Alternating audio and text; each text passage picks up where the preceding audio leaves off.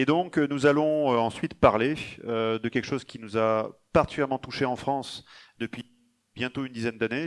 Ça nous avait marqué déjà en 1995, ça, avec les derniers grands attentats terroristes qui avaient ensanglanté Paris. Mais ensuite, à partir des années 2010, et notamment donc 2013 et ensuite 2015, la France a été particulièrement touchée par une vague d'attentats, soi-disant des loups solitaires, mais bien des personnes parfois donc sortant de notre communauté nationale, qui ont pris les armes contre la France. Ils ont pris les armes contre nous-mêmes, en tant eux-mêmes que citoyens français. Ils ont commis l'irréparable, ils ont commis des attentats qui nous ont ensanglantés. Et nous devions aujourd'hui en parler autour d'une thématique qui est celle de la fraternité et de la guerre contre le terrorisme, en tout cas fraternité et terrorisme, parce que c'est quelque chose dans lequel, c'est après, il faut passer 2 fois à droite, appuie 2 fois à droite, voilà, parfait. Donc, fraternité et guerre contre le terrorisme, dont va aujourd'hui une personne qui est éminente pour en parler. Il est docteur en droit constitutionnel, mais il a été aussi avocat et avocat des victimes du Bataclan et du Bardo. C'est un grand partisan du Brexit et nous lui prêtons main forte dès lors qu'il y a des manifestations pro-Frexit en France. J'ai nommé aujourd'hui Philippe Deveul, que nous avons le plaisir d'accueillir.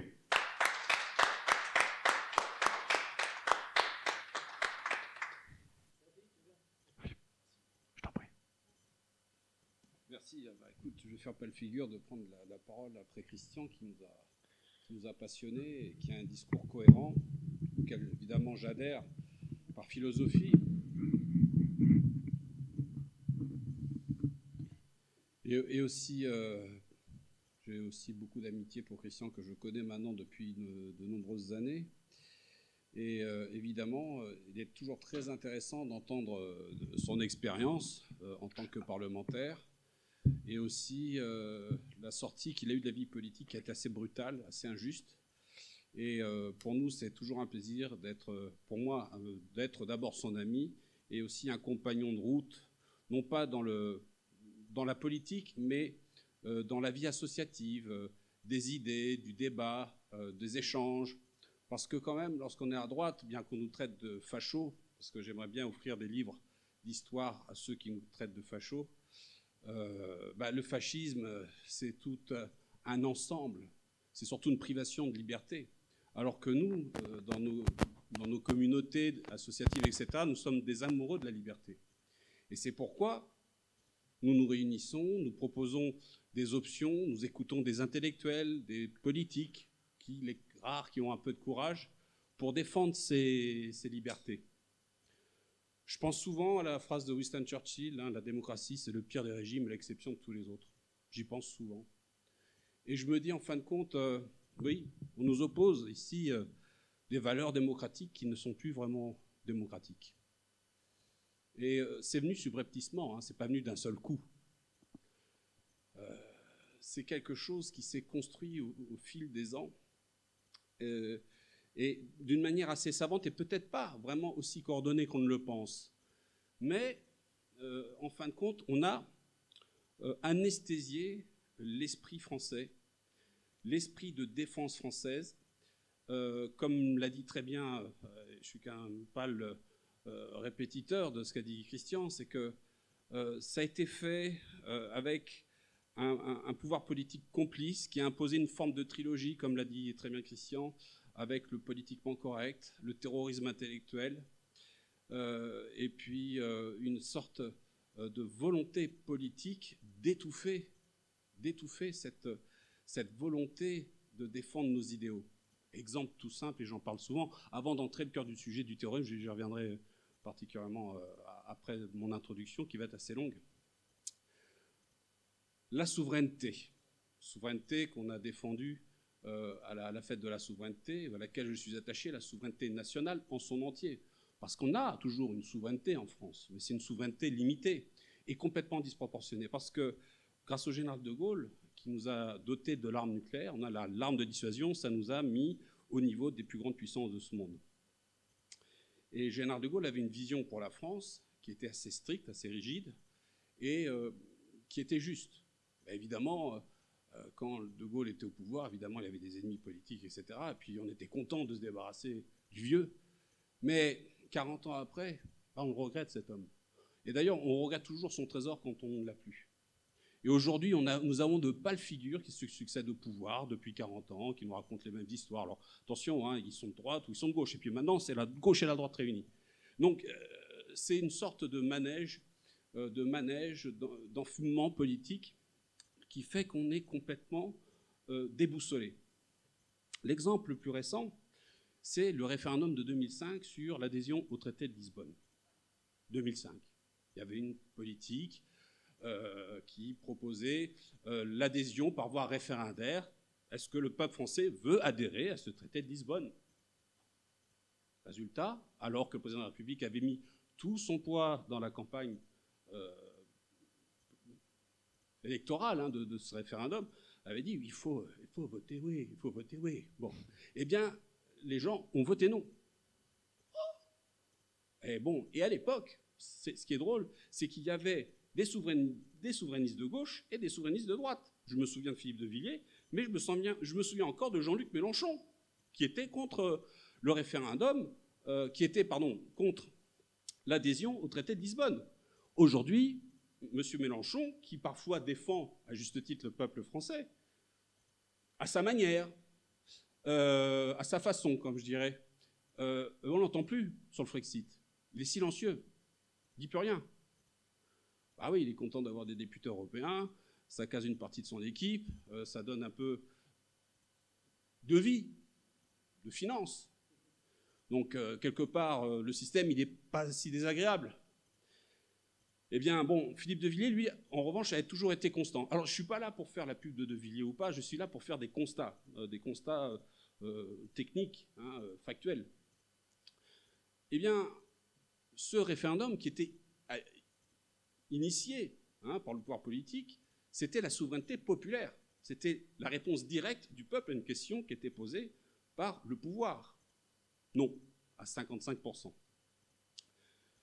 Plus tard, en 2007, arrive Nicolas Sarkozy, qui était un espoir de la droite, et en fin de compte, qui s'est précipité, justement, à contrarier ce vote d'initiative populaire, en opposant à la souveraineté populaire la souveraineté nationale.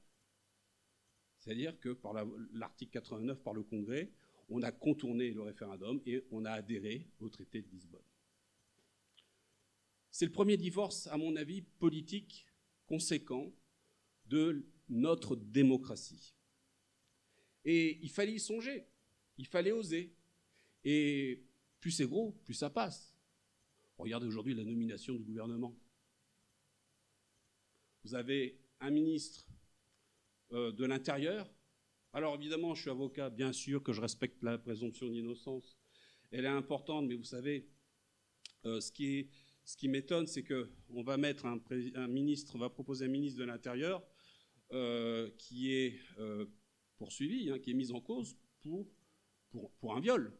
Un viol, c'est un crime, c'est pas, il n'a pas volé un bouquin. Bon, de toute façon, ça aurait été classé sans suite, ça. D'ailleurs, monsieur le ministre, c'est pas grave, vous avez pris, il est à vous. Là, on aurait vu la gestuelle victor-huguienne en disant non, c'est à vous. Non, là, il s'agit d'une affaire sordide de viol, parce que j'ai vu un peu les faits, je me suis un peu renseigné, c'est de l'affaire sordide. Je ne l'accuse pas, je regarde les faits qui nous sont proposés. Alors, on avait déjà dit, s'il y a un ministre qui est mis en examen pour quoi que ce soit, il doit démissionner. Là, c'est plus du tout la même règle, c'est que tu es mis en examen et tu vas devenir ministre. Ministre de l'Intérieur, chef de la police et de la gendarmerie. Mais dans quel monde vit-on? Veuillez m'excuser, combien même je n'accuse pas M. Darmanin. Moi, je lui aurais proposé, fini, attendons la fin de l'instruction, s'il y a une confirmation du classement sans suite, eh bien, on vient te rechercher, te remettre, te reproposer un poste. Non, que nenni, allez vite Darmanin. Pourquoi Darmanin? Parce que c'est un calcul politique savant entre M. Macron et M. Sarkozy. Ils nous prennent, comme je le dis souvent, et j'ai une petite affection pour cet animal hybride, le moujon, qui a une tête de pigeon et un corps de mouton. On s'est dit, allez, on va tenter pourvu que ça passe. Eh ben, ça grince un peu. Et les plus actifs, ce sont les féministes. Elles ont raison. Elles ont raison, pourquoi? Parce que, mettons-nous à la place d'une femme qui est victime d'un viol. Imaginez-vous le choc qu'elle a eu et l'angoisse qu'elle peut avoir en allant déposer plainte. Elle se dit, mais attendez, moi je vais au commissariat, je vais voir les policiers ou les gendarmes, et leur chef, il est mis en cause dans une histoire où moi j'étais victime. Alors je dis qu'il n'est pas accusé, qu'il n'est pas condamné, donc il y a la présomption d'innocence, mais imaginez-vous l'angoisse de ces victimes. Puis après, il y a tout le reste, il y a l'autorité. Quand je vois ces généraux de gendarmerie que je respecte, que je connais, que j'ai croisés, j'ai enseigné à l'école de guerre, des colonels. Ben, moi, je suis général de gendarmerie ou directeur général de la police, contrôleur général. J'aurais du mal à mettre au garde à vous devant M. Darmanin. Mais ça, c'est leur problème. Nous, on a le droit de le dire, parce que notre parole est libre et on a le droit de le critiquer et de le dire. Alors, j'ai fait des grands détours, hein. Je suis parti du référendum de 2005 pour arriver à la nomination du gouvernement, pour vous montrer la dérive politique. Mais je ne peux pas aller plus loin dans mon développement, et je reviendrai sur les affaires de terrorisme, mais j'avais envie de vous le dire, parce que c'est d'actualité, et que moi je ne suis pas là pour faire du politiquement correct. Je pense que vous l'avez compris. Je pense aussi à mon confrère Dupond-Moretti, pour lequel j'ai un grand respect, que je connais, que j'ai croisé au Palais. Et c'est vrai que j'avoue, j'aime beaucoup sa ténacité à défendre ses affaires, à avoir la possibilité d'obtenir beaucoup d'acquittements, qu'on appelle lui-même acquittator. Mais j'ai un problème sur la morale. Pourquoi? Moi-même, je suis avocat. Tout homme, je dis bien tout homme, a le droit à une défense. Même la pire des capreux, des crapules, le pire des terroristes, le pire des dictateurs. Tous ont droit à une défense. Mais l'avocat, il reste un homme libre. Si moi, demain, je veux défendre une crapule, j'accepte ou j'accepte pas. Mais si j'accepte pas, c'est parce que c'est ma clause de conscience. Ma clause de conscience. C'est-à-dire que j'ai la conviction que cet homme qui demande, qui fait appel à mes services, je ne le sens pas, je n'adhère pas, parce qu'il attention, il peut y avoir aussi des gens qui sont accusés injustement de crimes ou de délits. Et ça, c'est ma spécialité. Moi, j'adore défendre les victimes qui sont accusées à tort par un système pénal qui est hyper lourd, hyper oppressant. Donc si vous n'allez pas chercher un avocat qui a du doigté et de l'habileté, quelqu'un qui est pris dans le rouleau compresseur du droit pénal, c'est un cauchemar. Et ça, j'en ai vu. Mais j'ai même vu des gens qui étaient accusés de viol à tort, mis en cause, etc., des gens qui n'avaient pas violé. Je l'ai vu aussi. Et c'est vrai que le rôle de l'avocat, c'est de démêler les nœuds et de sortir une victime hors de ce système pénal très lourd. Je reviens à ma clause de conscience. Quand je regarde le parcours de M. Moretti, il a défendu beaucoup de gens qu'il a fait acquitter. Alors, au niveau de la politique, il a défendu M. Cahuzac. C'est son droit. M. Cahuzac qui avait dit, qui avait juré, souvenez-vous, lors de son intervention avec M. Jean-Yves Bourdin, « Je vous jure que je n'ai pas de compte à l'étranger. Je vous le jure. » Et qui a juré devant ses pairs à l'Assemblée nationale.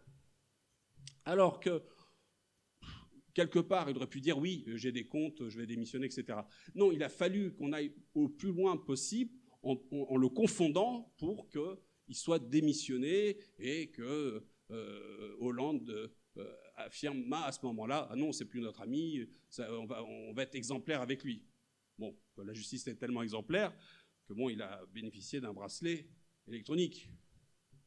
Mais je ne suis pas là pour rétablir l'ordre moral, etc. Il défend aussi M. Balkany. M. Balkany, je n'ai rien contre M. Balkany. D'ailleurs, ça a été un très bon maire de Levallois. Et je pense que la justice a été vraiment très lourde avec lui en le condamnant à des années de prison. Et c'est vrai qu'il a dû en souffrir beaucoup.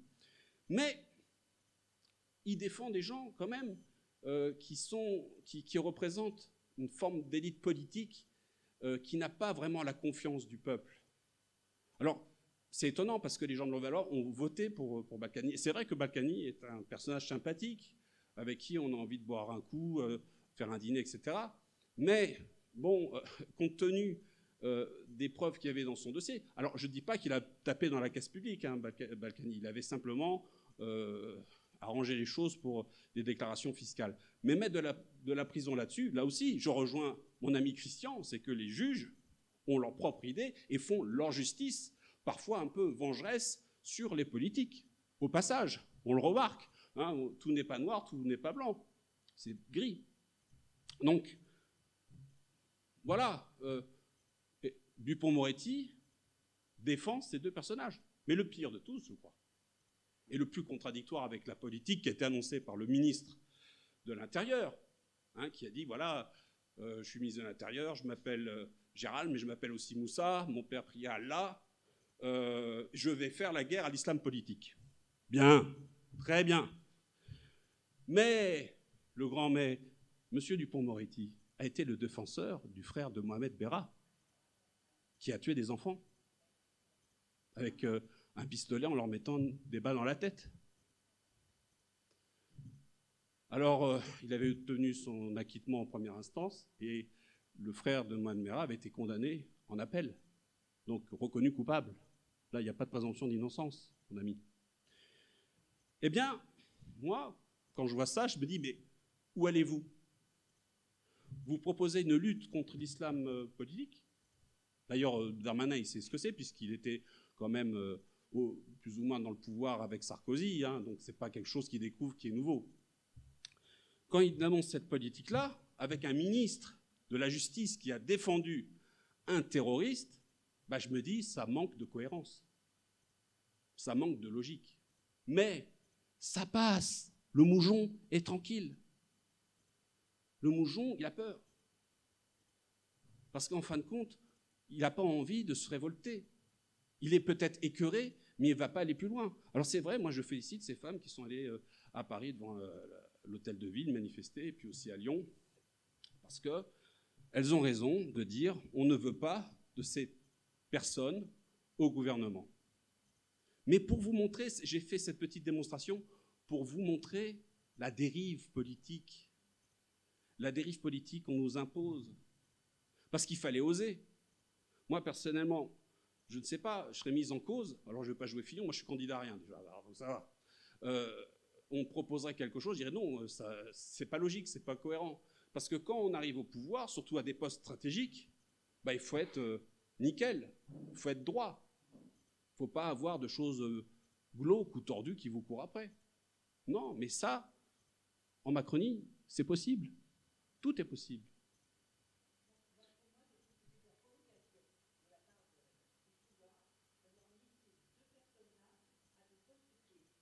Oui, oui, oui.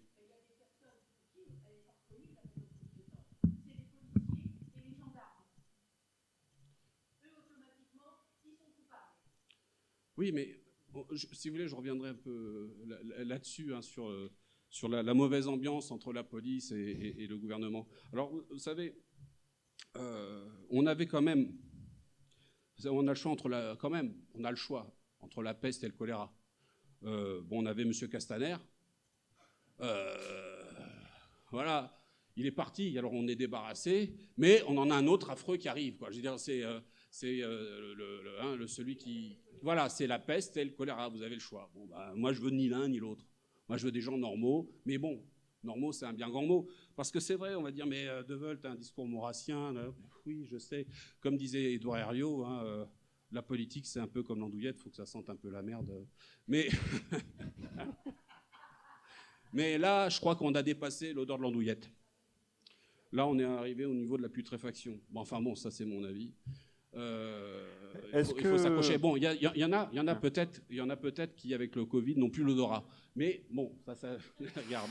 Malheureusement, et on a des proches qui ont été touchés par ça. J'ai dépassé mon temps ? Non, tu es toujours en ton temps, cher Philippe. Oui. Mais c'était pour te poser des questions, si bien sûr la procédure te le permet, parce que les procédures parfois prennent beaucoup de temps, sur ce que ta mission. Parce que des personnes ont l'honneur de défendre des terroristes.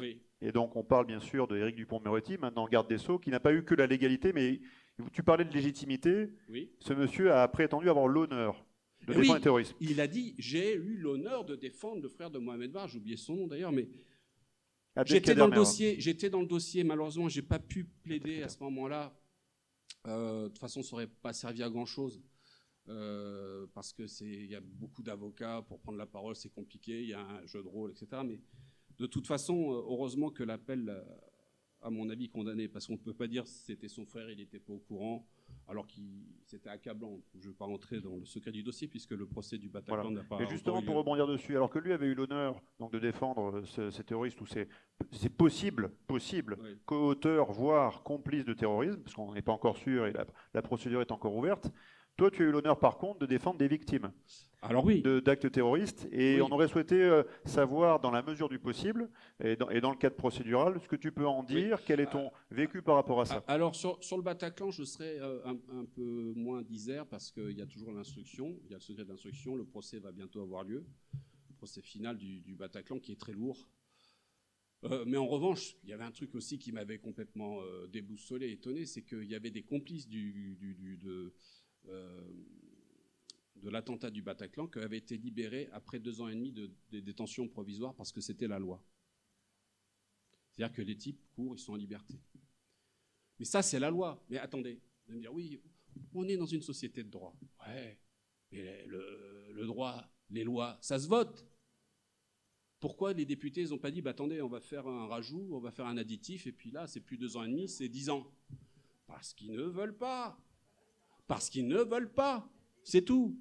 Parce que, excusez-moi, hein, le recrutement de Macron, là, parce que le problème de l'islam politique en France, il ne date pas d'aujourd'hui. Il ne date pas depuis le remaniement ministériel. Et là, hein, il a pris un gouvernement pour lutter contre l'islamisme politique, les zones perdues de la République. Bah, il aurait recruté chez des seniors retraités pour des commandos spéciaux. C'est un peu le même résultat. C'est-à-dire qu'on n'arrivera à rien. Parce que ces gens-là sont toujours dans le politiquement correct. Ils sont toujours dans la commémoration, le symbole. Ah oui, là on a vu Monsieur Castex, le Premier ministre, et Monsieur Darmanin aller à Dijon. Oui, mais c'est trop tard. D'ailleurs, une guerre, elle se perd quand c'est trop tard. Il fallait y être avant. Hein, où est-ce qu'il était, Monsieur Castaner? On sait qu'il est très occupé le soir, on sait qu'il aime bien les boîtes, voilà, bon. Mais à Dijon, il y avait, pendant 72 heures, nos concitoyens n'avaient pas de sécurité. Et dans ce pays, on paye les plus grandes taxes au monde. Ça veut dire qu'on paye quoi? Il n'y a pas de service. Mais c'est une honte. Vous irez dans un restaurant qui est cher, on vous jetterait une cuisse de poulet cramée, ben vous prendriez le poulet, vous le rejetteriez à la figure. Et vous auriez raison. Donc je vais revenir sur mes affaires de terrorisme. Oui, alors j'ai été mandaté par plusieurs victimes. Et ce sont des dossiers douloureux, longs, pénibles. Parce que les victimes, à l'heure où je vous parle, elles ne sont toujours pas reconstruites. Elles ne sont toujours pas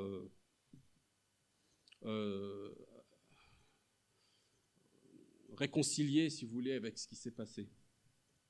Mais heureusement, parfois, heureusement qu'on est là, nous les avocats, pour les aider. Et c'est pas facile parce que c'est un boulot monstre sur plein d'aspects. C'est même un combat, je dirais. Parce que j'ai 4 victimes françaises, enfin du Loiret. Je dis françaises parce que j'ai aussi des victimes italiennes pour le Bataclan. 4 victimes du Loiret, des femmes qui ont été blessées. Certaines ont perdu leur mère, leur sœur, et ont été blessées par des balles de Kalachnikov. Une autre qui est dans le sud-ouest a perdu son compagnon. Et sa vie depuis est brisée parce qu'elle avait 60 ans, elle avait un projet de vie. Et le fait que son compagnon soit mort quasiment sur ses yeux, bah, sa vie était bouleversée, c'était plus du tout la même chose. Alors sur le Bardo, c'était un long parcours, un chemin de croix pour mes victimes et pour moi-même. Parce que j'ai découvert plein de choses dans l'enquête et j'ai eu face à moi beaucoup d'obstacles. Alors, je n'ai pas gagné sur ce dossier, j'ai pas gagné, mais je suis patient, hein, comme dirait le proverbe asiatique, hein, la charrue est lourde, le bœuf est lent, mais la terre est patiente.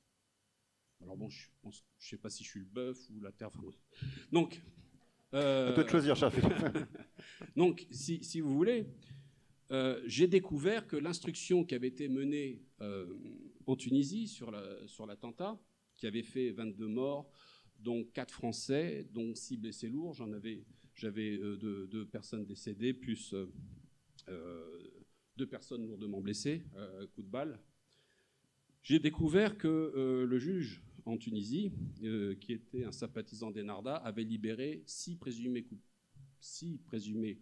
complices des attentats au motif qu'il y avait eu des tortures.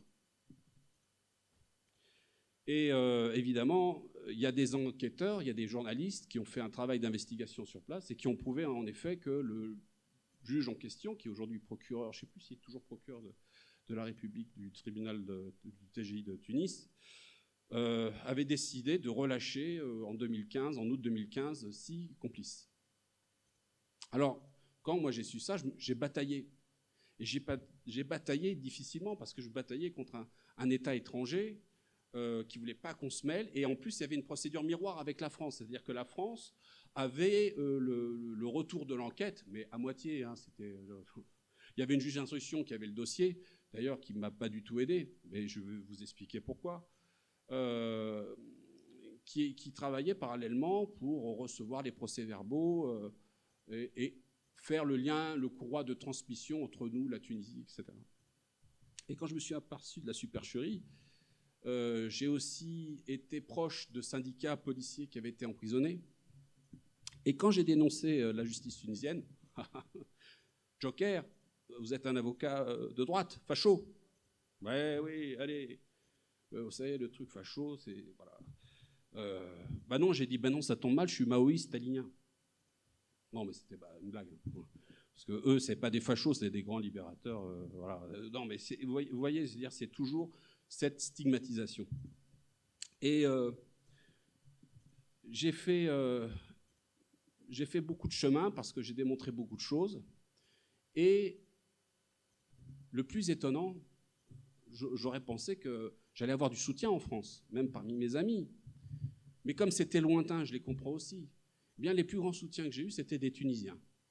Des Tunisiens qui étaient victimes du système islamiste, du parti islamiste Ennahda, qui prospère aujourd'hui en Tunisie, mais qui fait un dégât considérable sur ce très beau pays.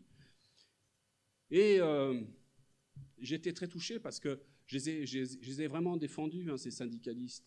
Comme je viens de défendre encore un autre fonctionnaire policier tunisien qui m'a donné des éléments dans la contribution de la manifestation de la vérité.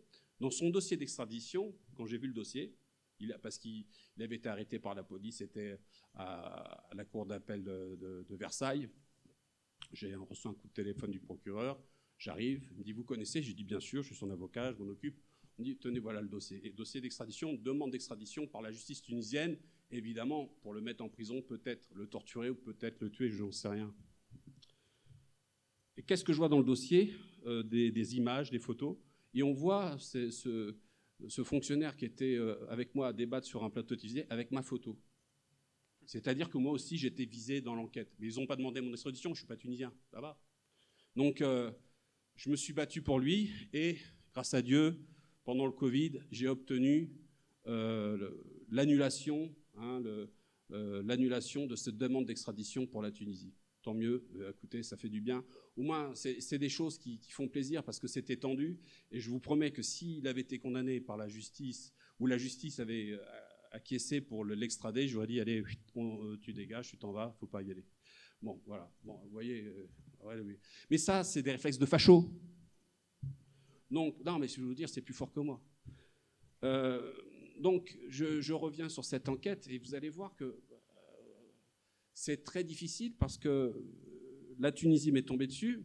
Je me suis dit, qu'est-ce que je vais faire de plus naturel ? Je vais me retourner vers mon État. Je vais demander de l'aide à mon État. Alors j'ai commencé à envoyer des courriers, des choses comme ça.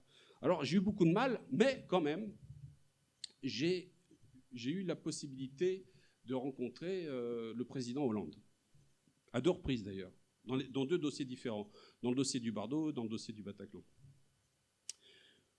Quand j'ai rencontré le président François Hollande, alors c'est quelqu'un de très agréable, de très civil, très courtois. Bon, c'est vrai qu'il est drôle, mais il n'avait pas fait trop de blagues, mais il n'était pas antipathique, ça je peux vous le dire.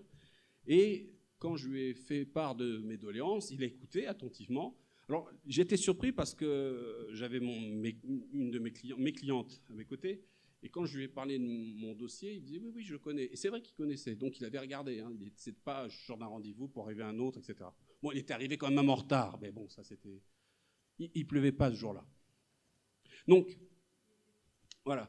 Donc, je lui ai expliqué la situation. J'ai dit écoutez, Monsieur le Président, on a un grave problème parce qu'on a 6 présumés coupables qui ont été libérés. Il a dit ouais, mais moi je peux pas interférer. Après nous, qu'est-ce qu'ils vont nous dire, etc. Je dis c'est comme vous voulez, mais vous avez le dossier. Et moi, ça me pose un véritable problème en tant qu'avocat pour obtenir la manifestation de la vérité. Il a écouté, mais malheureusement, il n'a rien fait. C'est comme ça. Puis bon, on est arrivé en fin de mandat, il y avait d'autres préoccupations. Alors, on a eu un nouveau président. Il s'appelle Emmanuel Macron. Vous savez, le gentil libéral, le démocrate, ni de droite, ni de gauche. En fin de compte, qui est un éborgneur, un mutileur, quelqu'un qui emprisonne les gens. Enfin, c'est même pas un dictateur, parce que pour être dictateur, il faut en avoir la carrure. Et généralement, quand il y a une vraie dictature, il n'y a plus de gens qui volent, qui agressent, etc. Tout est calme. Bon. Mais là, c'est l'effet contraire. On va oppresser une population en souffrance. C'est du jamais vu, mais c'est vrai, c'est là, enfin, ça restera dans les livres d'histoire. J'ai écrit une lettre au président Macron en disant écoutez, Monsieur le Président, dans la tradition purement traditionnelle républicaine, j'ai été reçu par votre prédécesseur, est-ce que vous pourriez recevoir mes clientes parce que tout était encore possible. Et c'était en 2017. Attendez, non, 2017. Et il me répond. Attendez, je dis 2017 ou c'est 2018 ? Je crois que c'est 2018, veuillez m'excuser. 2018, c'était courant octobre. J'écris en septembre, mais je reçois une réponse en octobre où il me décline ce rendez-vous et il m'invite à aller vers Madame Belloubet. Oui, Madame Belloubet, et je ne sais plus qui. Enfin bon, j'ai dit, bon, laisse tomber, c'est pas grave, on s'en fiche. Alors, vous voyez, c'est vraiment la démocratie du 2 poids 2 mesures. Il y a le comité Traoré qui est en pleine instruction, avec, évidemment, c'est toujours triste de perdre quelqu'un de sa famille, avec une instruction, des expertises, une mise en cause de 2 gendarmes, et avec quand même un chantage un peu à la paix civile, parce que pas de justice, pas de paix, ça veut dire la guerre. Moi, excusez-moi, j'ai jamais dit pas de justice, pas de paix à la Tunisie. Je me suis battu avec les éléments du dossier, avec la courtoisie, la diplomatie, et on n'a pas été reçu. Mais en revanche, pour ceux qui manifestent, qui veulent faire un rapport de force avec le pouvoir, alors là, on était prêt à la fois de les recevoir et de mettre un genou à terre. Alors, peut-être que j'ai une mauvaise vision des choses. Peut-être que je ne suis pas dans le vent. Peut-être que je me trompe. Mais je crois que ce pouvoir est profondément injuste. Écoire. Il est coire. Madame, vous me retirez le mot de la bouche, donc je n'ai pas à le dire. Donc, c'est un 2 poids 2 mesures. Et c'était très dur, pourquoi ? Parce que je me suis battu, et je me bats encore parce que dans une affaire de terrorisme, parce que l'affaire a été rejugée en appel, un procès théâtral, d'arrangement. Ceux qui avaient été condamnés en première instance ont été acquittés, puis ceux qui avaient été acquittés en première instance ont été condamnés. Enfin bon, c'est du n'importe quoi. Mais le droit, heureusement, en matière de crimes terroristes, il n'y a pas de prescription. Et je suis sûr qu'un jour ou l'autre, il y aura un nouvel élément, quelque chose de nouveau qui me permettra de rebondir et de demander justice. Parce que les victimes en France, il faut savoir une chose aussi bien pour les victimes de terrorisme, de Tunisie, en France, etc., elles sont prises en charge par un fonds de garantie. Un fonds de garantie qui a été mis en place il y a une bonne décennie à l'initiative de Madame Françoise Rudetsky, qui est une victime, qui avait été, dans les années 80, victime d'un attentat, qui a été handicapée depuis, fortement handicapée, qui a même été contaminée du HIV par une transfusion sanguine, etc. Une dame pour laquelle j'ai beaucoup de respect, beaucoup d'admiration, et que je suis allé voir plusieurs fois, qui m'avait quand même donné des bonnes pistes. Il y a quand même un fonds de garantie, mais le fonds de garantie, si vous voulez, ne dédommage pas à la hauteur du préjudice subi. C'est-à-dire que mes clientes qui ont subi cet attentat en Tunisie n'ont pas été dédommagées à ce qu'elles ont subi par rapport à la justice qui a bâclé son travail, l'État tunisien qui a caché des éléments précieux, etc. Donc elles ont été vraiment abusées. Et je pense qu'elles mériteraient un dédommagement à la hauteur du préjudice, elles comme toutes les autres victimes. Aussi, j'ai été menacé, gravement. Menacé par des mails qui venaient de Daesh en Libye, qui ont été identifiés. Mais plusieurs, pas qu'un, en langue arabe. Des fatwas. Encore aujourd'hui, je reçois des coups de téléphone de la Tunisie, qui sont des coups de téléphone pour me géolocaliser. Mais le pire, moi, je m'en fiche. Je veux dire, je suis croyant, moi je fais mon travail, je n'ai pas peur de mon travail. Mais le pire, c'est qu'on menace mes proches aujourd'hui. J'ai des gens dans mon entourage qui reçoivent ces mêmes coups de téléphone pour les géolocaliser. Pour dire, tu vois, on ne t'oublie pas, on est là. J'ai bénéficié d'une protection d'État qui était personnelle, que M. Castaner s'est fait un plaisir de me suspendre. Merci, mais on se retrouvera. Moi, j'oublie rien. Je ne suis pas vengeur, j'aime que la justice. Donc, quand je vois qu'aujourd'hui, on veut lutter contre l'islam politique, c'est quelque chose de très lourd, de très dur, qui ne correspond pas aux critères que nous avons de la politique. Et je crois, et là je reviens à ce qu'avait dit Christian, c'est qu'un politique ne prendra jamais la responsabilité de lutter contre ce mal. C'est le peuple qui doit décider. À mon avis, on doit en mettre en place un dispositif spécial qui est proposé par la voie du référendum, en disant au peuple français, voulez-vous que la France s'islamise? Voulez-vous que la France change de paradigme social et culturel? Si le peuple français l'accepte, il l'aura voulu. Mais s'il ne le veut pas, dans ces cas-là, ce sera aux politiques d'agir au nom du peuple français. Parce que ces zones de non-droit, ce n'est pas des zones de non-droit, c'est des zones d'un autre droit, qui n'est pas du droit positif qu'on a en vigueur. Donc il faut le savoir. Et tant qu'un politique ne parlera pas comme ça, vous ne pourrez pas le prendre au sérieux.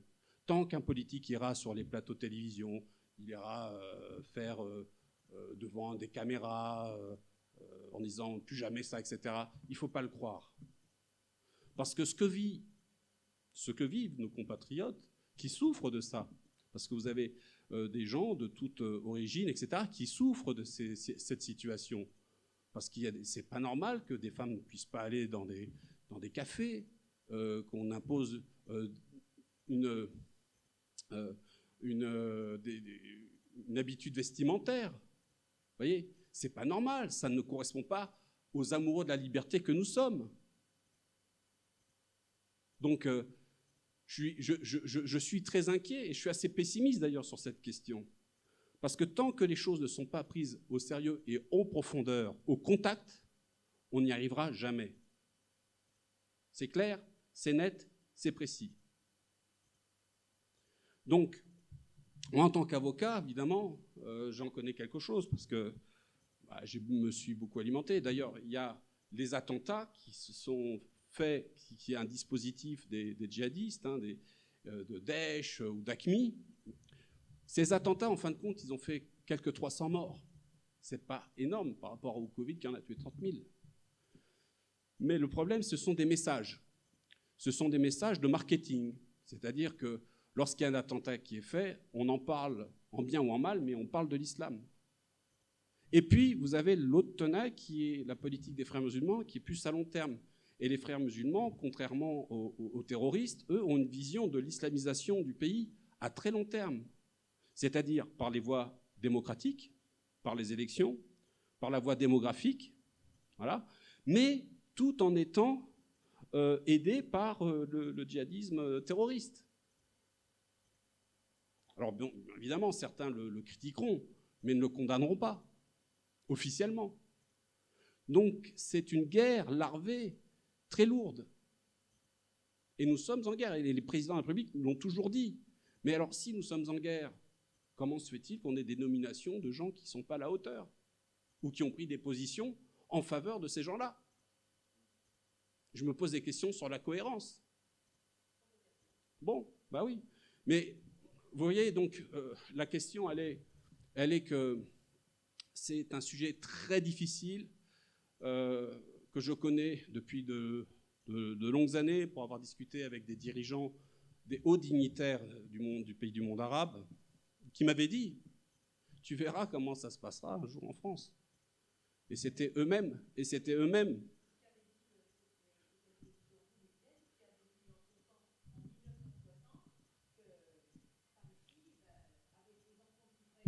Oui, et ça se fera pas de manière pacifique, on est tout à fait d'accord. Mais en revanche, ce que je pourrais dire, c'est que beaucoup de leaders du monde arabe, musulmans, eux, n'hésitaient pas à lutter contre l'islam politique. Et carrément, sur la question du voile, vous avez eu, j'ai 3 leaders qui me viennent en tête, le président, le leader turc Mustafa Atatürk, Mustafa Kemal, qui avait interdit le port du voile aux femmes turques et qui avait donné le droit de vote aux femmes.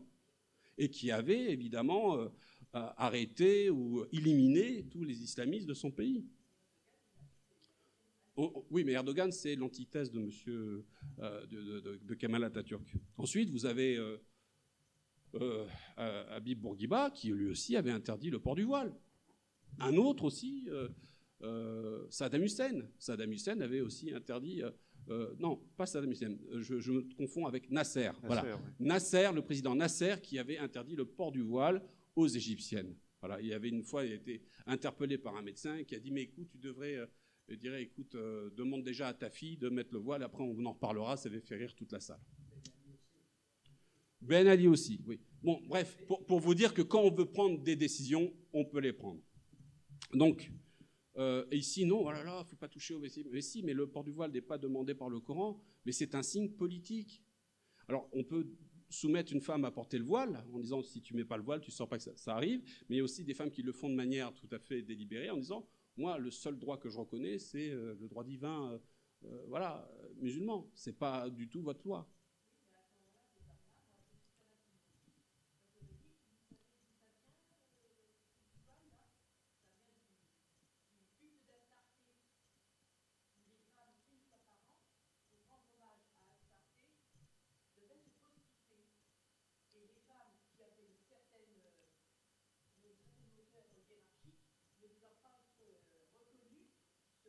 Se mettaient un voile. Tout à fait, oui. Oui, dites-moi. On va passer peut-être aux questions, justement. Oui, on va passer aux questions. Je vais vite... Parce que il y a beaucoup de réactions, donc profitons-en. Oui. Parce que quand on dit le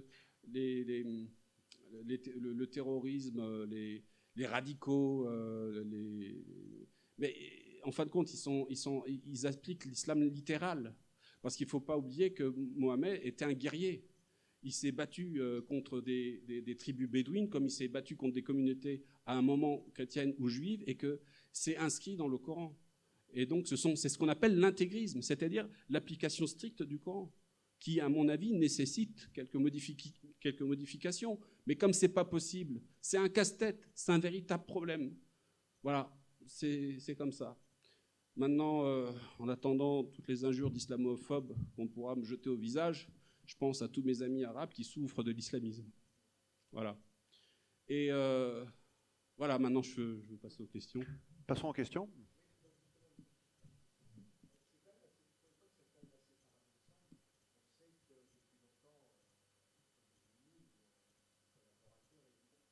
Oui.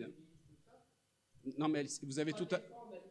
Oui, non, mais vous avez tout à fait raison. Alors, je reprendrai les propos de notre ami Alexandre Delval, qui est un géopolitologue reconnu, qui intervient souvent.